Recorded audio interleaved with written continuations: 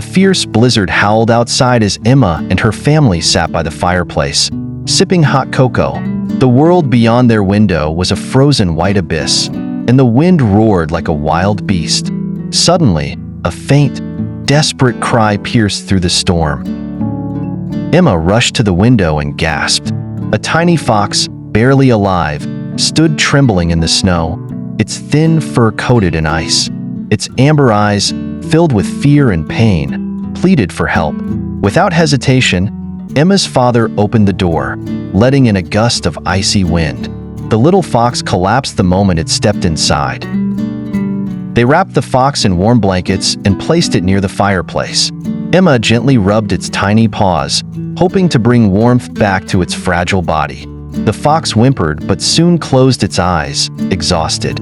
Over the next few weeks, they nursed it back to health. They named it Rusty, after its fiery red fur. Slowly, Rusty regained strength, playing in the backyard and even curling up beside Emma on cold nights. But wild creatures belong to the wild. As the snow melted and spring arrived, Rusty grew restless. One morning, he stood by the door, his eyes filled with longing. Emma knew what he wanted. With a heavy heart, she opened the door.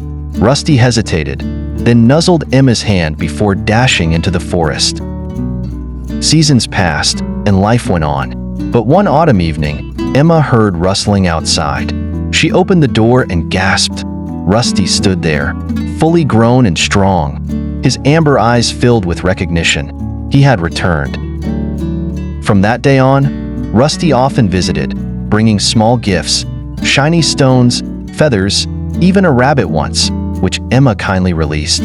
He never forgot the kindness of the family that saved him, and in his own way, he showed his gratitude. Though he belonged to the wild, his heart always carried a piece of the home that once saved his life.